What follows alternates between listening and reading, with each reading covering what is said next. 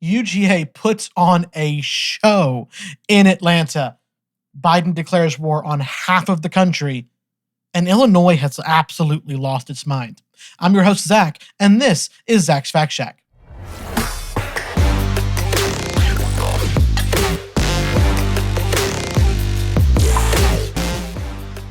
Hello and welcome back to Zach's Fact Shack on this amazing Labor Day weekend that I am recording. Today is actually Labor Day. You will get this tomorrow on Tuesday, but I'm going to go ahead and get this done for you today. It's going to be probably a shorter episode just because, hey, I want to celebrate Labor Day as well, and I'm not going to sit here in the studio this whole time on my own. It's just no fun. I think you'll understand. And, I apologize if it's not as much as you want to hear, but, we're going to cover a few things that I'm interested in, things that have gone on over the weekend that I'm extremely happy about. And I said extremely, I meant it. That's what I said, because I am. We're also going to talk about a few things that I am extremely nervous about, worried about. We're going to cover those things as well. But before we get going, don't forget to let your friends and family know about this podcast and the things that we're covering. I told you a long time ago that we cover a multitude of things, including politics and sports. And today we're going to talk about some sports, particularly a team that I absolutely love, the Georgia Bulldogs. If you can't tell behind me, I hope that was not, a complete surprise to you that I absolutely love them. Now, on YouTube, make sure you like, subscribe, and comment. Ring that little notification bell so you don't miss a single episode. We come out on Tuesday and Friday. You'll get your new episodes every week on those days. And then, of course, if you want to listen to just audio, I know a lot of people listen to the podcast while they're driving.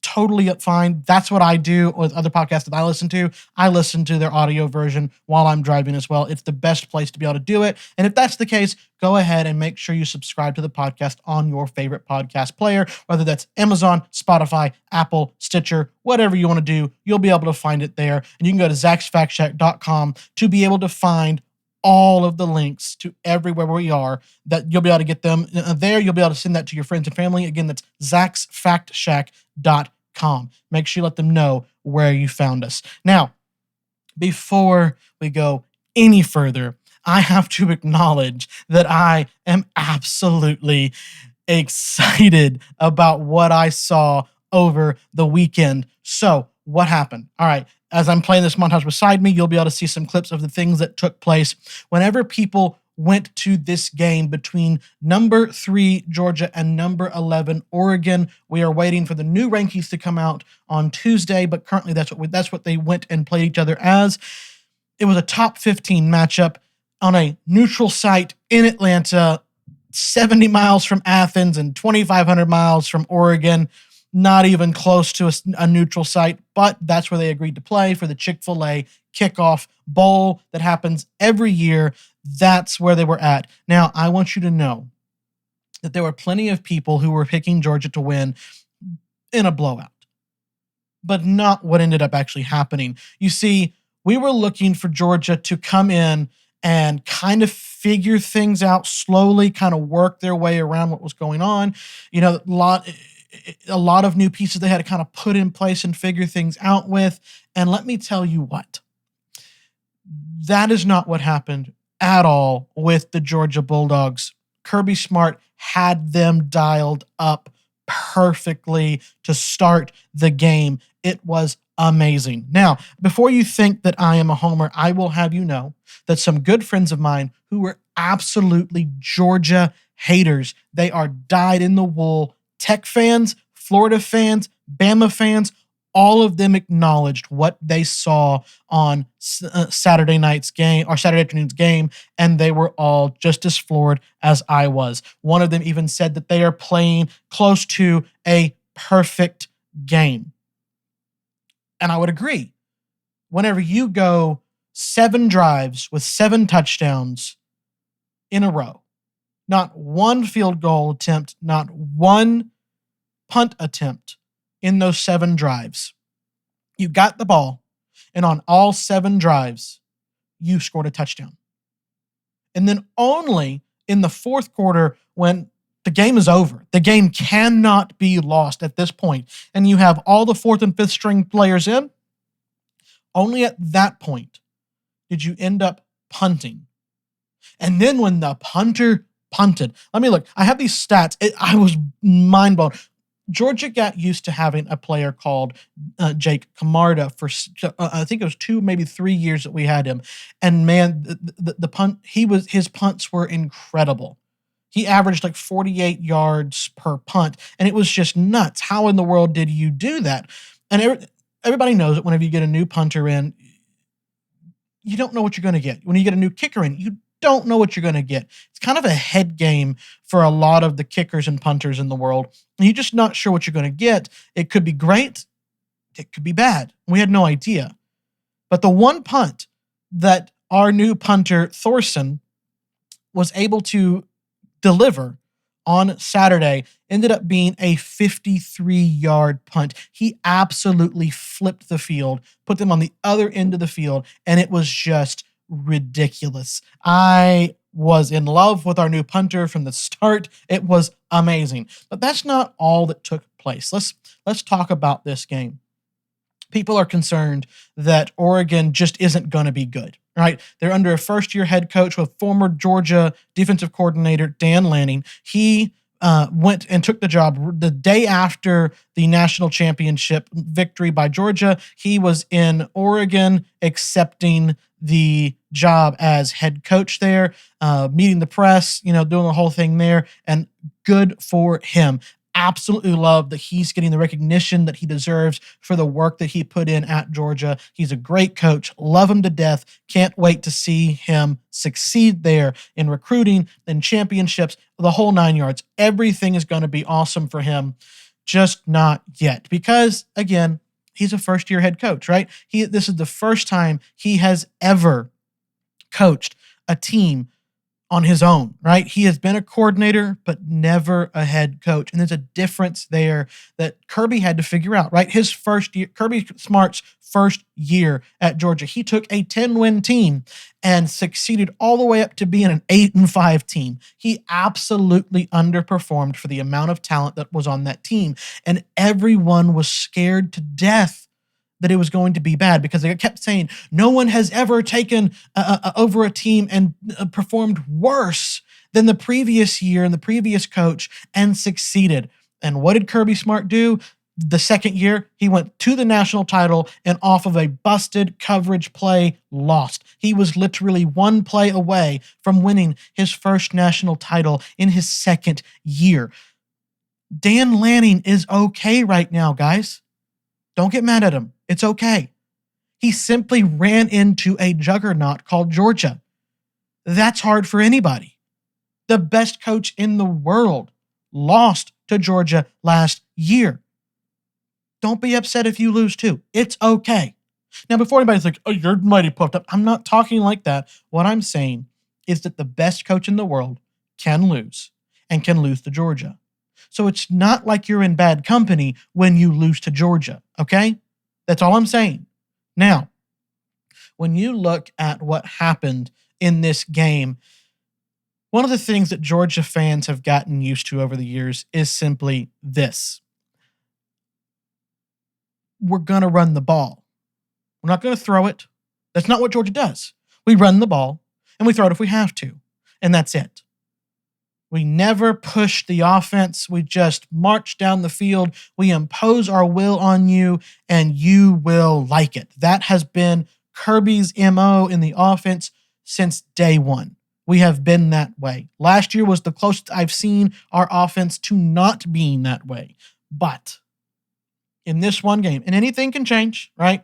It can be a complete fluke. Right? That there's no guarantees in college football that this first game is going to mean absolutely anything to anyone, even next week, right? That does not mean that what we saw on Saturday will be repeated next Saturday, though it likely will because we're playing Samford, an FCS school, I believe. I think they're an FCS school.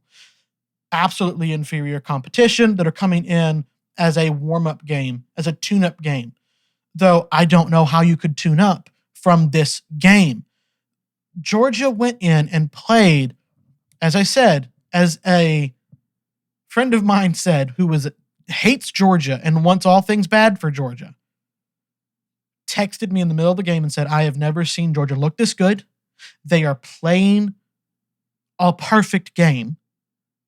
And then he simply said, after Stetson Bennett did some sort of backyard ball run around and avoided like 5 different sacks and gets a touchdown to Ladd McConkey in the left corner of the end zone, who was completely uncovered. Nobody in the area at all. They forgot he was over there. That right after that happened, my friend texts me and says, Heisman moment. Look, I understand that Stetson Bennett is a former walk-on. I understand that he doesn't have all the stars, he doesn't have all the bling, doesn't have all the whatever. I get all that. That's totally fine.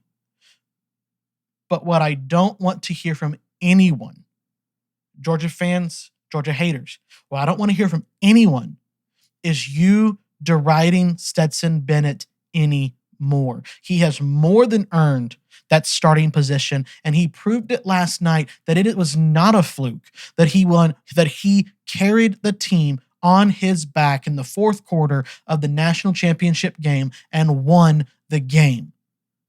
He came back and showed you that was not a fluke, that is what Stetson Bennett intends to do every single game. What do I mean by carrying the team on his back? Well, he went 25 of 31 for 368 yards and 2 touchdowns. He had a QBR of 97.3. That is a range of 0 to 100. He was the highest rated quarterback of the day on any team.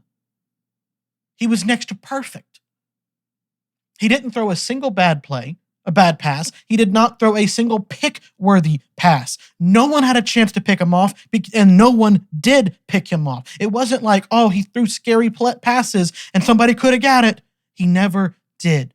Whenever he was pushed out of the pocket, he ran, kept his eyes up looking, and he could not make a pass. He threw it away.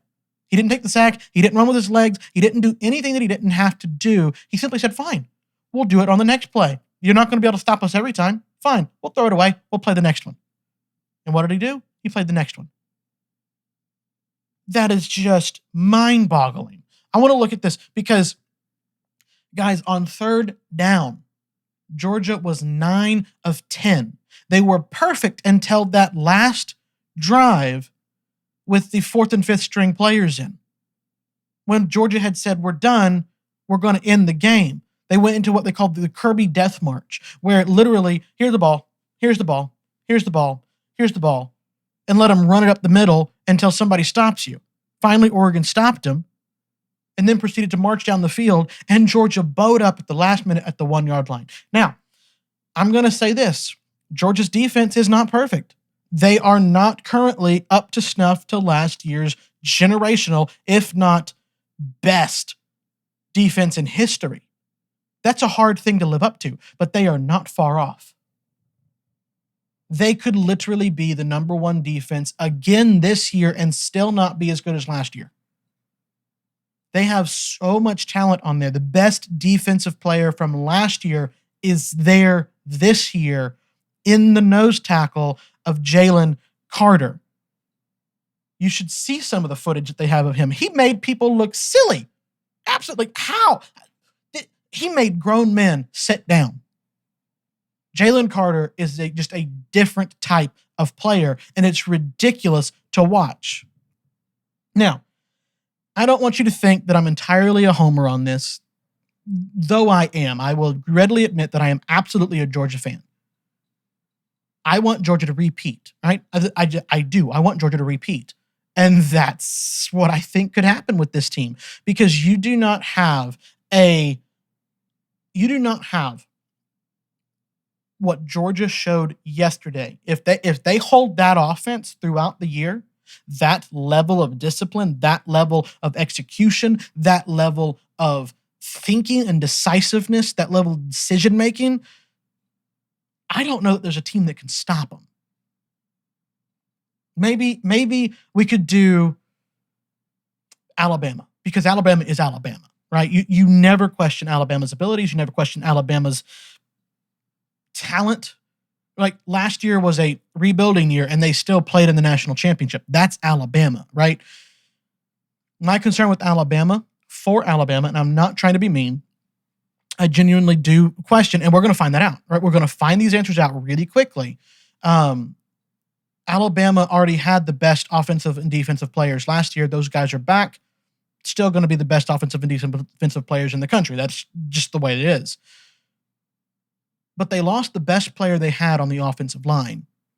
And they brought in a player from Vanderbilt. Maybe he's going to be good. I don't know. We're going to find out. But I would question whether that offensive line is going to get stronger or weaker. We'll find out eventually. Again, we have 12 games we have to play before we get to the SEC championship to find out what that is.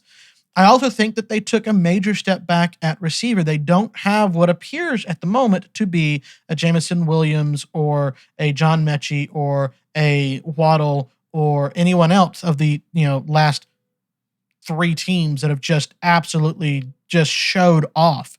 So what we know right now is this. Alabama's defense is insane. The amount of talent, the amount of knowledge, the amount of experience on this team is absolutely nutty. There is no way that their defense is not going to be something special. It will be for sure. Now, is there anybody in the West? Is there anybody on Alabama's schedule that can challenge them? I don't know. I think it's going to be interesting to see what Alabama does with Texas this next weekend. Going to Texas to play, it's a big stadium, and Texas wants to beat Alabama bad, right? It would be a huge deal. I think it would be a huge upset, kind of on the level of Oregon trying to beat Georgia. I don't know that it's possible. I think that the level of talent at Alabama is just so much beyond Texas that even if Alabama starts slow, even if Alabama struggles for a little bit, Alabama's going to close it down probably at the end of the game to finish it off, because that's what Alabama does, right? Alabama finishes games. That's what they do. That's why it was so remarkable when at the end of the national championship game when Georgia finally beat Alabama, that Saban went to Kirby and said, "You whooped our backsides. I'll let you finish the sentence your own way." And that's really what happened. Alabama didn't finish for the first time in years, right? And Georgia did. But I don't expect that to be the norm for Alabama. I expect the norm is that Alabama's going to finish because it's Alabama and it's Nick Saban, and you're going to finish the game, right? They're not going to say, "Oh, woe is us, we're going to lose," because that's never going to happen. That is not in the DNA of Alabama. They are absolutely going to bow up, and they're going to say, "Look, you want to challenge us? Well, good luck, buddy." And they're going to take it personally. I think it's going to be a fun game. I think you might have a little bit of a scare to begin with as Texas is coming in and they're pushing that envelope, but I don't think it's going to stay like that. I think Alabama's going to say, "You know what? To you, I'm going to finish this game." And they will. But that aside, let's go back to Georgia. Anybody in the East that can beat Georgia? Well, I know some people who's like, "Oh, it's Kentucky." I don't know. Not what I saw of Kentucky this week. Maybe they can get it together. Maybe they can figure it out, knocking the rust off. Totally fine. I get that. But that team is not going to beat Georgia, and probably is going to have a few other losses along the way. Now, they do have to play Florida, which is going to be interesting. I can't wait to see if Anthony Richardson can miracle his way through Kentucky this next weekend or not. It's going to be fun. We'll have to wait and see what happens there. What about South Carolina? No. Nope. That's not going to happen. I'm sorry, Gamecock fans. That's not going to happen. Georgia is going to win that game probably pretty handily. I have seen nothing from Spencer Rattler to make me think that he's any different than last year, and last year was not amazing. And he had far greater weapons around him last year than he does this year. That does not mean that South Carolina could not cause trouble for Georgia, but Georgia will finish that game just like Alabama will finish Texas, in my opinion. Well, what about Tennessee? That's the question, right? That is the question. I think that Tennessee's gimmicky offense is probably the most dangerous simply because they're basically the passing offense version of a triple offense, is what it seems like, in that you have to plan so specifically for their offense. It's so different than the rest of the civilized world that you just have to plan things differently. You have to take a little extra time to figure that out. The good thing is that Tennessee is coming to Georgia. And what we know about Georgia is if they think there is a threat to their team, they will show up in a way that is deafening and horrifying for all other opponents. Arkansas found that out. It was a noon kickoff. Noon kickoff, guys. And they showed up and deafened the team. They deafened Arkansas. Arkansas had something like 5 false starts in a row. It was ridiculous. You can't plan for that kind of environment. And whenever everything about your offense is entirely on rhythm, everything about it has to be in perfect sync, in perfect rhythm, that crowd could play a huge role in stopping the unstoppable offense of Tennessee. I did not see a much improvement on the defense for Tennessee in their one game. Again, this is one game. All of this is from one game. Georgia could absolutely lay an egg next week and look absolutely horrible. Tennessee could become the number 1 team in the East. There is so many things that could take place from week 1 to week 2. All of that is fully acknowledged and fully recognized. But this, I think, is a little bit different in as much as Georgia's talent level is just so much above everyone else in the East and everyone in the West except Bama. We'll have to wait and see on A&M. They looked a little sketchy to me. Again, could be kind of just getting the cobwebs knocked out, but you don't know. You never know until it happens, until you see it, till you watch it. You just have to wait and find out. But here's what I am excited about. I have never seen as an aggressive offense as Georgia had in this game. In fact, this game ended up having a ridiculous score of 49-3. Again, I told you that the defense bowed up at the last minute on the 1-yard line, and they stopped the touchdown attempt by the Ducks to preserve that. They have not given up a single touchdown this year. That's how they started out last year, and they want to keep it that way. Let's see if they can. They definitely were a bend but don't break kind of offense or defense this game, and that they gave up 313 yards and 21 first downs. They were moving down the field. I don't think there's anything wrong with Oregon's offense. I think that they ran into an incredible defense that just has to figure a few things out. We'll have to wait and see if they can figure that out in time before another big game that could be dangerous. It will not surprise me for Georgia to go 12-0 this year. We'll have to wait and see. Again, anything can happen. Injuries, the injury bug can get you, right? We understand that that's what happened to Alabama last year, and it hurt them. It hurt them a great deal. Georgia had all of their injuries out at the front and started getting people back by the end of the year, so they were somewhat fresher. But they still had to work through that. Alabama had to work through it. And ultimately, it's hard to change your game plan in the middle of a game when you lose your best wide receiver. I get that. Totally understand that. And they couldn't do it. They couldn't finish. That's the way it is. Where I don't ever wish or ask for any injuries to happen ever. You know, these are kids. We want these kids to have fun and not have any injuries. But it is a part of the game. It's a part of what's going on. Now, as far as time of possession, it was actually pretty even in that Georgia had it for 31 minutes. They had it for almost 29 minutes. Now, I know that we had 2 turnovers, and that honestly was the difference maker because, again, we weren't really stopping them. They kept moving down the field. They either ran out of time or they got an interception. That's pretty much how their drives finished for the most part. I believe, I can look this up here just a second. I believe they ended up punting 4 times, but because Bo Nix actually punted once, that was fun.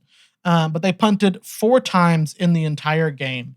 Um, so we 21 first downs and only 4 punts. That's a little questioning. You don't want to see that. Like you want it to be a more dominant performance by Georgia's defense. But hey, I'm not going to nitpick this. To take a number 11 team, I don't know where they're going to end up by the end of the year. They could be a terrible team by the end of the year. I don't think they will be, but it is a Pac-12 team, and it's first year head coach, first year coaching staff. You got to give them some grace. But I think that it's going to be interesting to watch Georgia this year. I think you're going to see a lot of stuff that you have not seen from Georgia, at least in a long time, if not ever. And that's what I'm looking forward to. Now we get to the stuff. Like I said, I want this to be a quicker episode than normal. So I'm going to get to this stuff pretty quickly. And that is simply this. I'm going to put up a photo that I want you to see.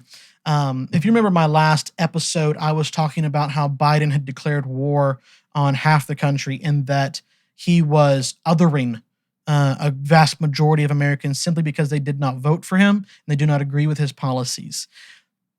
And I see that as a problem, a very big problem. And now I didn't even know. I was not even aware that there was going to be a speech the night that I recorded that podcast. And so when that took place and I saw the footage coming out of that and the absolute terror that they had tried to incite. I mean, look at this picture that I have up here. If you're not watching, I'll describe it to you. In the background, you have the most ominous red lights on this building that you can think of. Like, I don't know who thought this was a good idea, but it looks like something that Stalin or Hitler or the First Order in Star Wars or the Galactic Empire would do as a backdrop, not something that the President of the United States would do. This was clearly a political campaign stop, and yet they put 2 military members, I believe Marines, stationed on either side of Biden at the doors behind him, thus showing that the military is behind him. Now, I'm not claiming that the military is. I'm not claiming anything in any way. I'm simply talking about the imagery of this. What does this imply? And it implies that the military is behind him. The military might of the United States is with Biden. And whatever Biden says, they will do. It is absolutely an intimidation tactic for sure. Then you have above him the pale, sickly light coming out of the top of the building, and it's kind of a Big Brother eyeball feeling kind of thing. Like he's like, I'm always watching you. And this is a sanctioned photo from the event. This is not photoshopped. This is not edited. This is the photo. And then in the foreground, you have President Biden screaming with his fists in the air, screaming at America, lecturing us for not voting for him, for not agreeing with him on everything. Here's the thing. I understand that you might think that the people who disagree with you are bad people, but honestly, most of them aren't. Most of them are not bad people. Just like most people that are liberal, kind of lean more to the left, they're not bad people. I disagree with them on almost everything politically, but they're not bad people. They simply see the world in a different way, and that's fine. But you've got to acknowledge that people see the world in a different way, and people are going to say, well, January 6th, okay, cool. Do you see me defending January 6th? Have I ever said anything that would make you think that I was defending it? You have not, because I haven't and I won't. I will tell you this, there were 2 sides to that day. You had one side of the Capitol that absolutely was a riot. Those people should be arrested. They should be in jail. They should be punished for their inciting to violence and their acts of violence. But on the other side, literally the other side of the building, had no idea what was going on the other side of their building. And when the cops opened the door and waved them in, they simply walked in unaware of anything going on. because the building is huge and they had no idea what was happening. Those people, I'm sorry, are not your enemies. Those people are people who were victims of the circumstances that they were in and were unaware of what was going on. Do I think that picking up arms and attacking the government is a good idea? Nope, I don't. But here's what I do know. That a president that makes that kind of imagery, that puts up that kind of intimidation to half the country that he is the president of, that right there is desperately trying to incite violence. That right there is desperately trying to make people attack the government. Because what they're doing is making people desperate. And I talked about it this last time. People who are desperate make bad choices. And I think that means in two different things. One, what they're trying to do is make Americans desperate, particularly conservative Americans, right-leaning Americans, people who voted for Trump, just because they didn't want to have the leftist policies pushed onto them.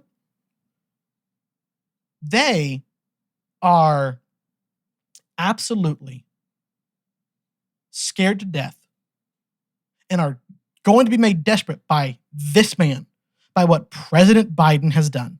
They're going to be made desperate. And desperate people generally act out in violence, in anger, in haste, in rage, and it's not going to be pretty. And that's going to be used as reason to attack everyone else. That's what this is. That is desperately trying to incite violence without saying it. And two, whenever I say that desperate people make bad choices, I think Biden is desperate, and I think this shows that he's desperate. I think he knows that he's in trouble. I think he knows that the left is in trouble because the absolute insanity that was this speech, that was the optics of this, because let's face it, nobody watched the speech. Nobody cares what Biden actually ends up saying because most of the time you don't know what he said when you're sitting there watching it. You're like, old man with dementia said, what? You have no idea what he said. Even if you're a supporter of him, you have no idea what he said. And now he's walking back half of what he said because he knows it's not playing well.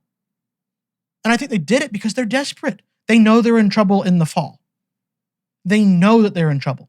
And I think this was a terrible misstep. And I think, again, like I said, desperate people make bad choices. And I think that is what happened here. But I am anxious to find out what's going to happen next because I think that the president, the most powerful man in the nation, is absolutely trying to incite violence with these statements, with this rhetoric, and he is heating up the temperature in the room, and it's not going to end well. It's not going to end well. And I'm not calling for violence. I'm just simply predicting it. I think the people are going to respond, and it's going to be bad. And I am praying that that does not happen because that's not going to end well for anybody. Go back and listen to his own statements. He said, hey, look, if you have an AR-15, guess what? You're going to need more because we're just going to get F-15s. You cannot tell me that he was not threatening to blow people up, to blow up Americans. He is not beyond that. He's absolutely going to do that. He is completely willing to do it. I would not test him. This is not time to rebel. It's not time to revolt. It's not time to do that.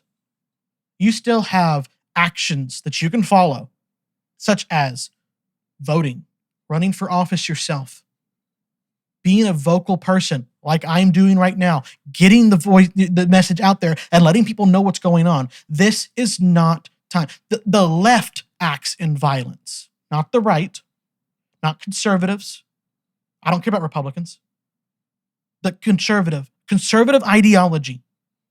The parties don't mean anything. They'll follow any ideology that they want to get power. The conservative thought process does not involve violence. The left process does. Not liberals, the people who are kind of in the middle. They kind of want conservatism, but they kind of want a little bit of the leftist. Those people, I'm not talking about them. I'm talking about left. The leftist ideology, the socialistic ideology calls for violence. And we've got to not let them win by giving them what they want. That's all I have to say. Do not let them win by giving them what they want and giving them that violence. This is not the way. Instead, become active and political, right? Vote, run for office, get the message out. That's what you should do. Because we still have a voice there. It's not been silenced yet. It may get silenced, but not yet. And that means it's time for you to speak up and speak out. Now, the last thing I'm going to cover today, and this episode's getting longer, is that there has been a new bill passed in Illinois that is simply called the Safe T, SAFE-T Act. And what it is, it eliminates cash bail, but it has a lot of law enforcement concerns. So this is ABC7, which I believe is out of Chicago. Do not quote me, I'm not sure on that. But they simply state this. Let me read to you their article. A controversial criminal justice reform law is back in the spotlight as a suburban sheriff and prosecutor are raising concerns about its impact. The law that will eliminate cash bail as of January 1st, 2023, and also restrict who can be arrested. The reforms under the Safety Act that eliminate cash bail will open the doors to freedom for many people currently locked up who can't make bail. But Grundy County Sheriff Ken Briley is raising concerns about the law because the law will ban arrest for people accused of certain misdemeanors. He cited trespassing as an example. Quote, "Today I can arrest him if you sign a complaint for trespassing," Briley said. "January 1st, I'm not going to be able to do that. The law says I have to write him a ticket and leave." That is dangerous because there are people that the only way you can get them arrested is because they are trespassing. Think of a stalker, right? Think of a peeping Tom, right? A lot of the times, the only way you can get them arrested is on trespassing. That's not possible anymore. The police cannot even detain them. I see a lot of problems there. Sheriff Briley worries about the possible ramifications in his community. Quote, "And if we can't arrest them and solve people's problems, we don't want people to take matters into their own hands," Briley said. I mean, I can just imagine a husband, a father seeing this man outside their house, their window, looking into their girl's bedroom or their wife's bedroom or whatever, and knowing that the cops can't do a thing. How long do you think that's going to last? I don't think that person's going to live very long. I think they're going to take matters into their own hands rather quickly. That's what you're doing here with this law, is you are making people desperate again. Remember, I'm talking that desperation causes people to make bad choices. And the left seems to be trying to make everybody desperate. This is under the idea of egalitarianism and equality and equity and all of the isms that you can want. BLM, LGBTQ, all of the protected statuses are in this bill in some way or another. At least that's how it's pushed. In that the idea that criminal justice systems are harsher on Black and minority criminals. I do not know. I make no claim to that. I'm simply telling you that's what is driving this. It is a heart trying to help. Yet I think the unintended consequences will be so grave that there is no help in this. But reform advocates say keeping people locked up simply because they cannot afford bail is wrong. I would agree. I would say get rid of bail altogether. In other words, you stay in there until you get heard by the court. That's my opinion. Now, there are ramifications to that might not be so good either, and somebody who is much smarter than me would need to talk about it. Quote, that's just inequitable that some people get to be free because they have money and other people have to remain incarcerated, which has all kinds of terrible consequences for people's ability to work, for their housing, their whole families suffer, said Ben Ruddle, ACLU of Illinois.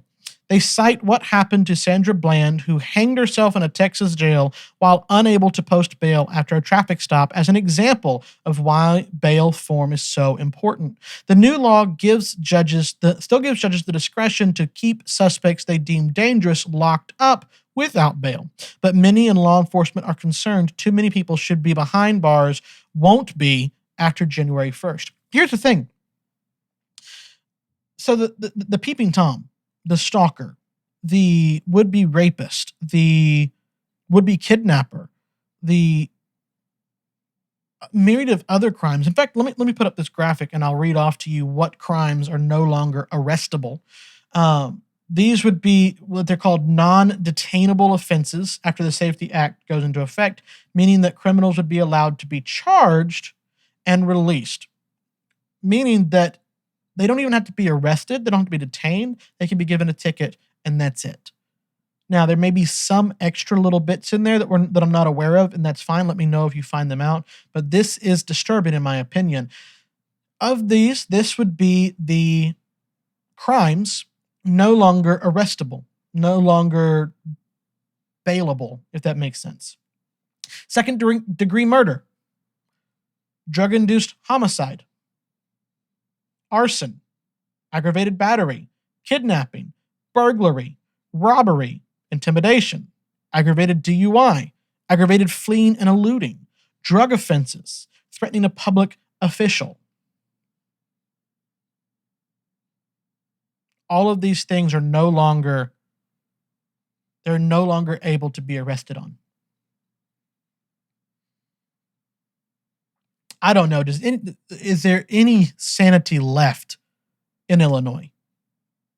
I feel like half that state is being drug around by Chicago and its suburbs. And the rest of it's like, please make it stop. It's kind of like California. Half the state's like, dude, we don't want to be here either. That's why they're all leaving. If you do leave, though, if you leave California, leave Illinois, please don't vote like you did there. Please think about it before you start voting blue there in where the states you go. Because think about it. The places you're going to, you went to for a reason. People like living there. They like the low taxes. They like the relative ease of life. They really would prefer you not to make it difficult like you did in California and Illinois and New York. That's all I'm saying. Just think about how you're voting. Let's not put the same people in. That's all I'm saying. You figure it out from there. I don't have a whole lot left to say on this. I think it's just absolute insanity. I don't understand how anybody could think this is a good idea, how anybody thinks this is a wise choice. I understand where it's coming from. I understand that people want to be egalitarian. They want to be equal. They want to have equity for people. I get that. I understand. I understand you're coming from a good place and a good heart. But no, this is just no. You're going to cause so many more crimes, deaths even, injuries. It's going to get very bad very quickly because there's no more penalties for committing these heinous acts. So why would you worry about it?